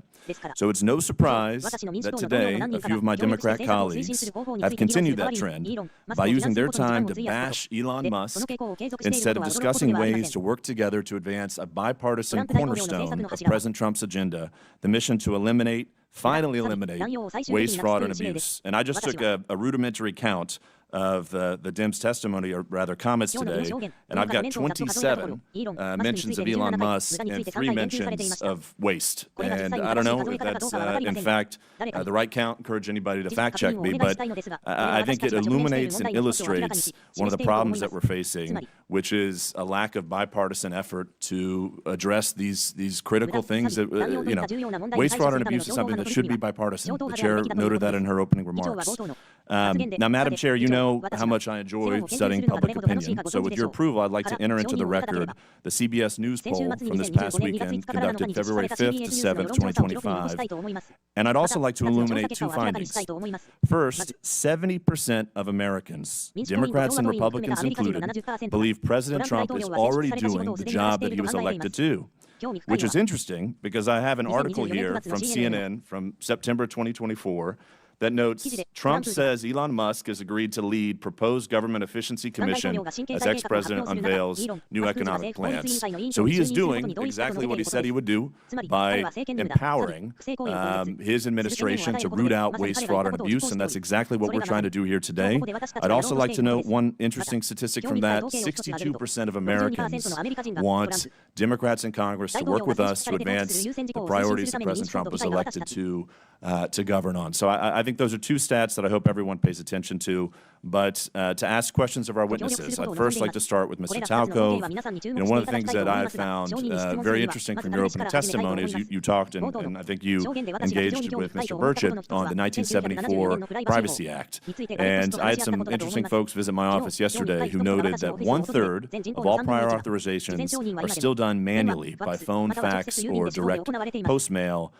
First off, would love your comments on that, and I'd also like for you to expound upon some of the solutions that we can deliver to this Congress in modernizing that 1974 Privacy Act.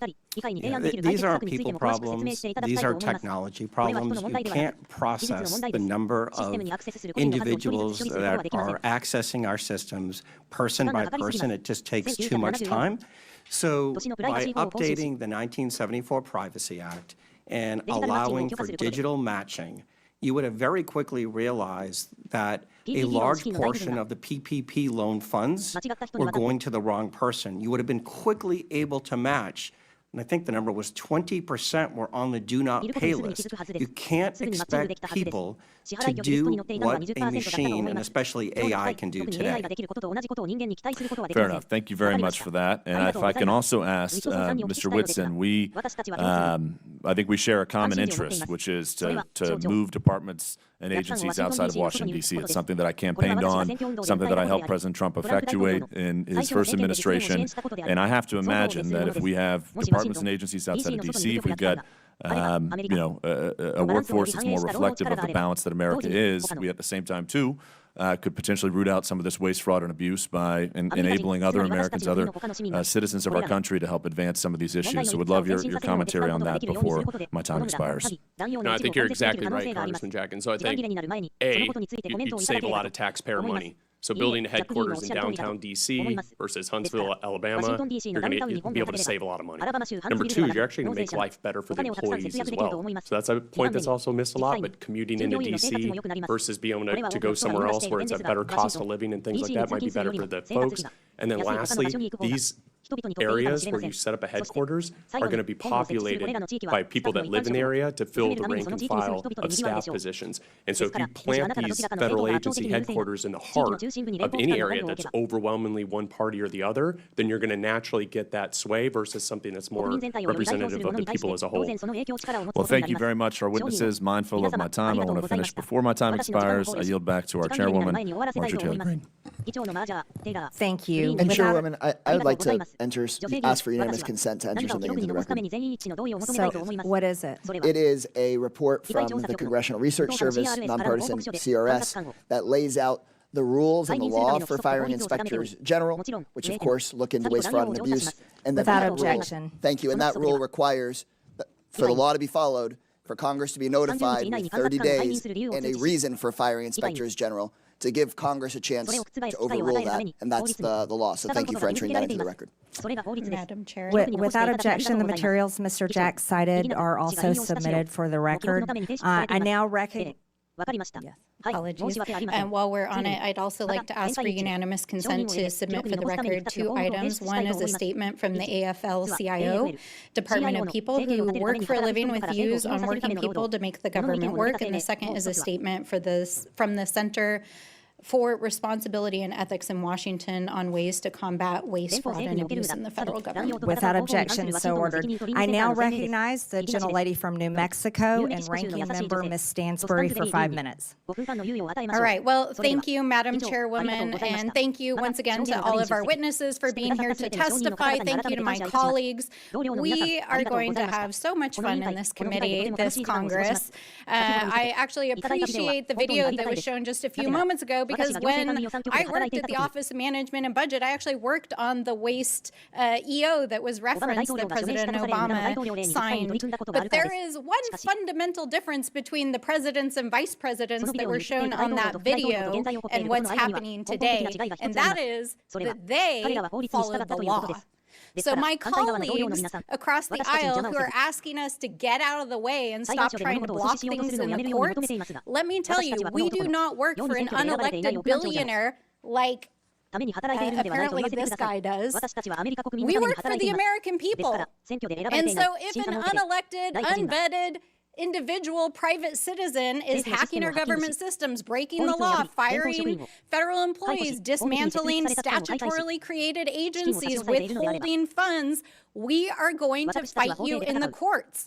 And I'm actually really sad that my dear friend Mr. Burchett left, because I want to talk about that gravy train on biscuit wheels that he just talked about, because that gravy train is not the federal workforce. It's the billionaires that are trying to hack that system right now, in which unfortunately my colleagues right now are working on a reconciliation deal to cut Medicaid, to cut Medicare, and use that money to give to tax breaks to their billionaire buddies. That is the gravy train that is actually going on here. But because this is the Oversight Committee, let's do a little bit of oversight. For the last several weeks, I've been talking to Treasury and OMB officials to try to get to the bottom of why Elon Musk and his team are trying to hack the Treasury payment system.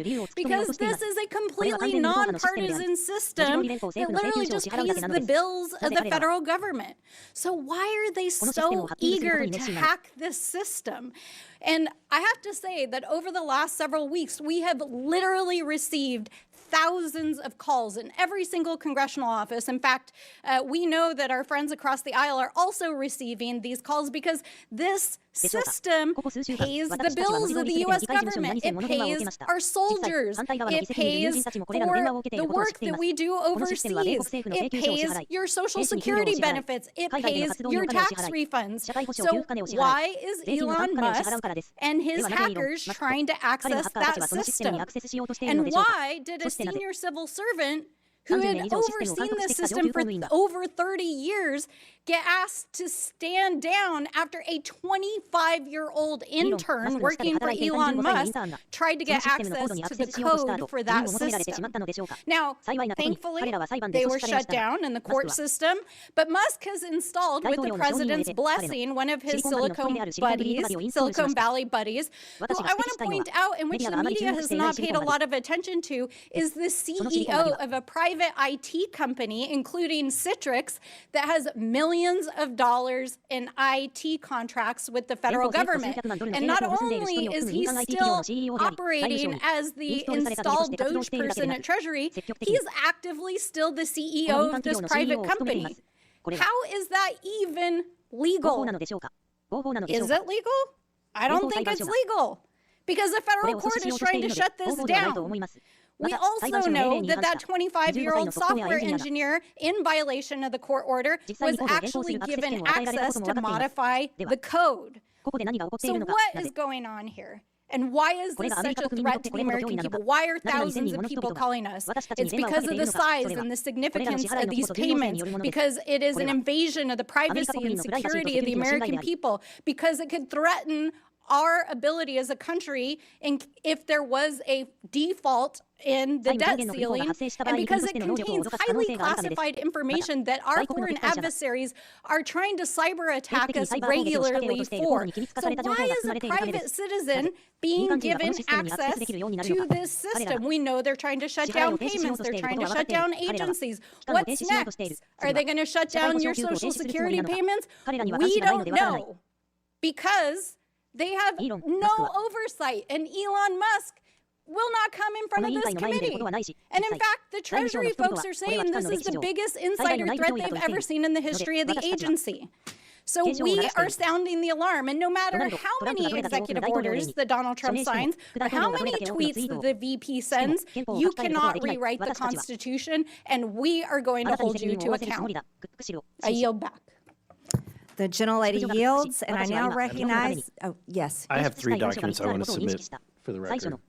The first document is the Constitution, Article 2. I would like to submit that for the record. That clearly spells out the president's authority. I would also like to submit for the record 5 U.S. Code 3161, the employment compensation of employees, which clearly spells out his authority to create Doge. And then I want to submit for the record the executive order that Trump issued on January 20th of 2025, establishing Doge officially.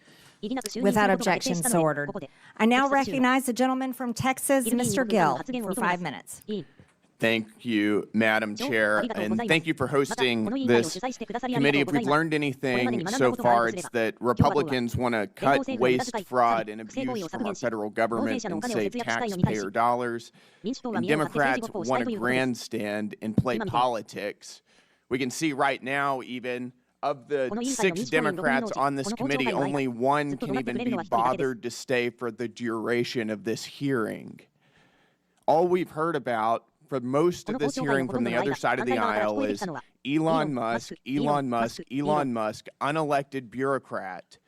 And I'd like to ask if Democrats really care about unelected bureaucrats making decisions over our lives, where were they whenever their god Anthony Fauci was forcing vaccine and mask mandates on the American people for 4 years during the during the COVID crisis?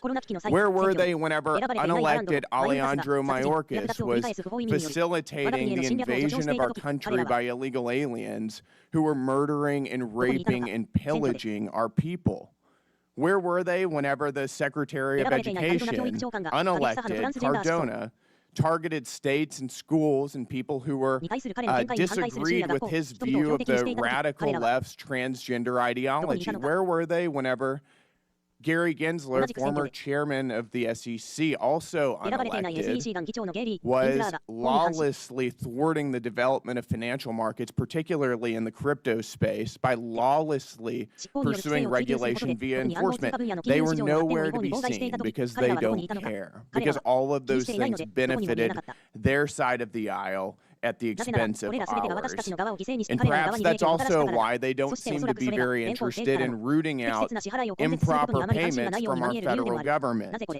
If you wonder why so many people are cynical about American politics, this is it. This is exactly why. The reality is that Elon Musk serves as an employee of the president, and we were given a massive mandate to carry out what he's been doing. His job is to carry out the will of the American people as expressed through the executive. That's exactly how the Constitution is supposed to work. The Constitution did not create an unelected, unaccountable fourth branch of government in the administrative state. The American people know this. My colleague Brian Jack discussed some of the opinion polls recently. We are doing, and President Trump is doing exactly what he was elected to do. And that's why he's polling at a 53% approval rating, higher than he was at any point during his first administration.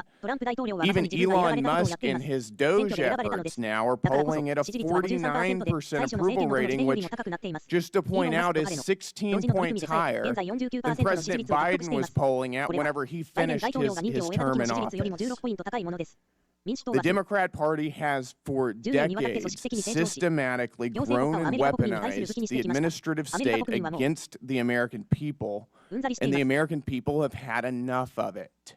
Right now, we're talking about $2.7 trillion in improper payments since 2003. We're uncovering what could be the biggest money laundering scandal in American history.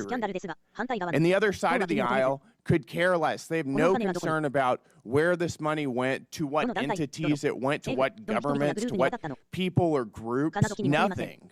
All they want to talk about is Elon Musk incessantly. So it does make me wonder, if they don't care about where it's going, do they have an idea?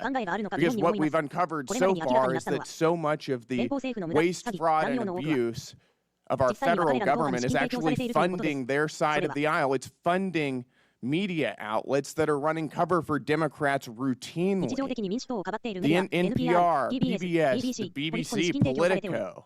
It's going to fund left-wing NGOs that are facilitating the invasion of our country. It's going to fund left-wing transgender activism and sex changes all over the globe.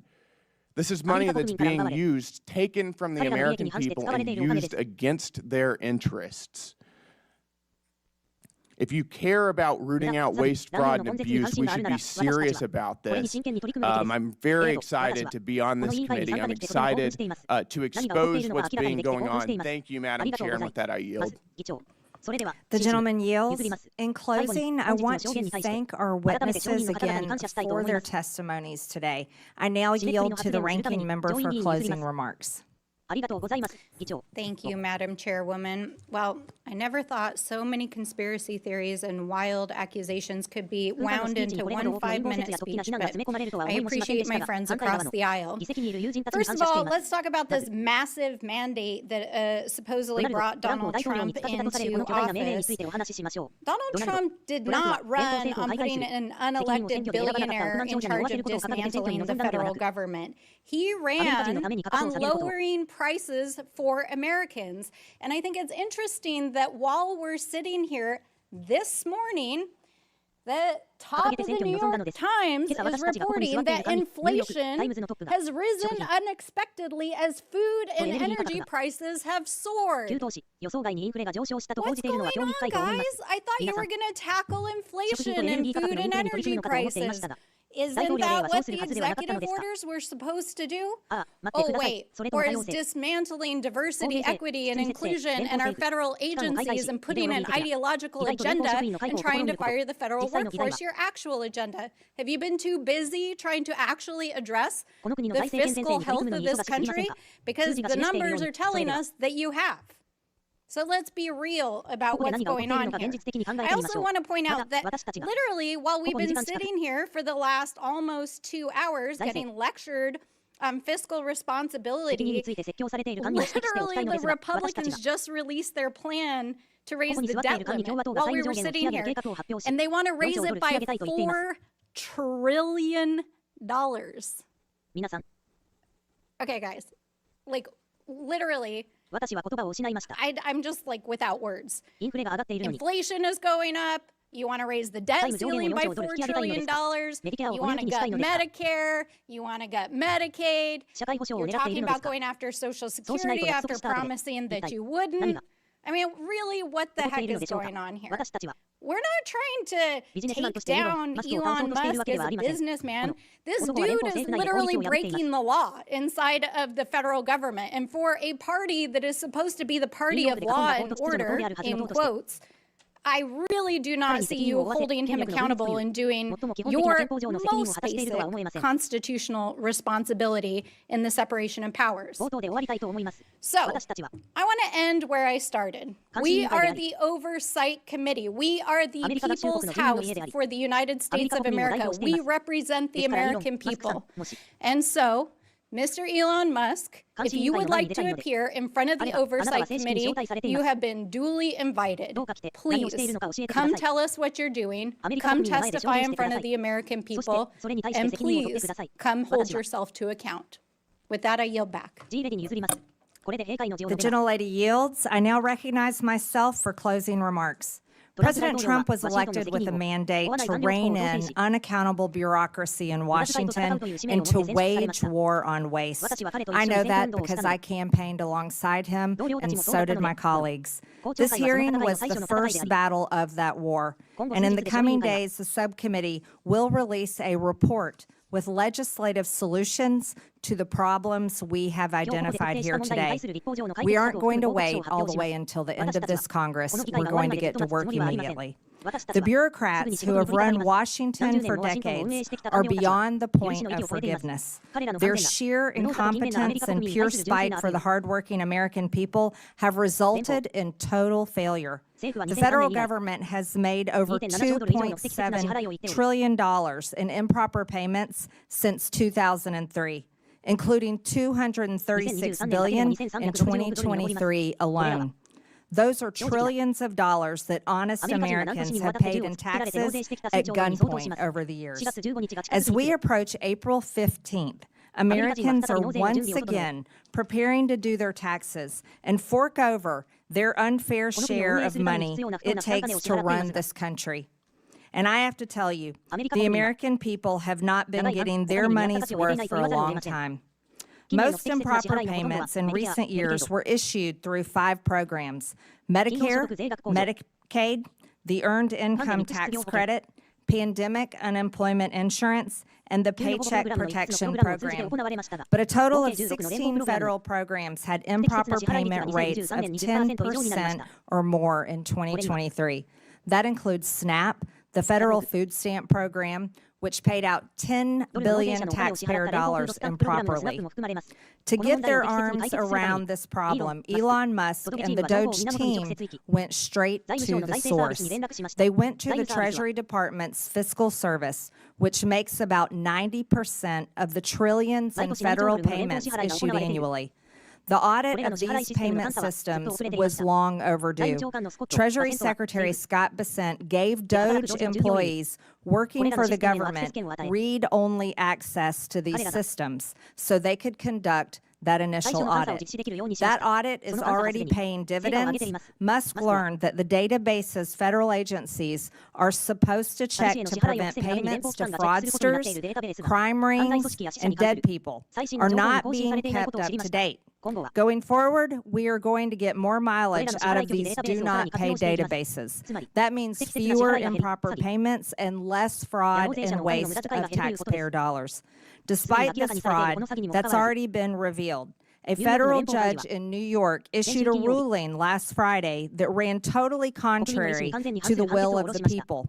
The judge blocked not only Doge, but the Treasury Secretary himself from accessing his own agency's payment systems. That's absurd. Only career Treasury Department unelected bureaucrats can access the system, the judge ruled. This turns the Constitution on its head. We will hold this judge and others who try to stop the will of the people and their elected leaders accountable. As is written in the Federalist Papers, the judiciary has no influence over either the sword or the purse. no direction either of the strength or the wealth of the society. It may truly be said to have neither force nor will, but merely judgment, and must ultimately depend upon the aid of the executive arm for the efficacy of its judgments. But the whole DC swamp is freaking out that the unelected officials from Doge were allowed access to these systems. That makes no sense. Federal judges were not elected. The Treasury bureaucrats were not elected. And they have failed to fix the problem that is enabling American taxpayers to be robbed. So why not bring in skilled outside experts like private companies and private citizens who are successful in the real world to do everyday work that we need to get done here, like audits? Of course, federal payment systems are only one link in the improper payment chain. We need to look at other links in the chain. We need better front-end identify verification to screen out fraudsters, and we need to close eligibility loopholes. That means not letting applicants self-attest to their own eligibility. And it means ending categorical eligibility, which lets someone who fraudulently qualifies for one federal benefit automatically get other federal benefits. Finally, we need to better coordinate fraud prevention efforts between federal governments and the states. These are all issues that we will be taking a hard look at in this committee and coming up with solutions to, including legislation and referrals to committees of jurisdiction that will deliver for the American people. With that, and without objection, all members have 5 legislative days within which to submit materials and additional written questions for the witnesses, which will be forwarded to the witnesses. If there is no further business without objection, the subcommittee stands adjourned.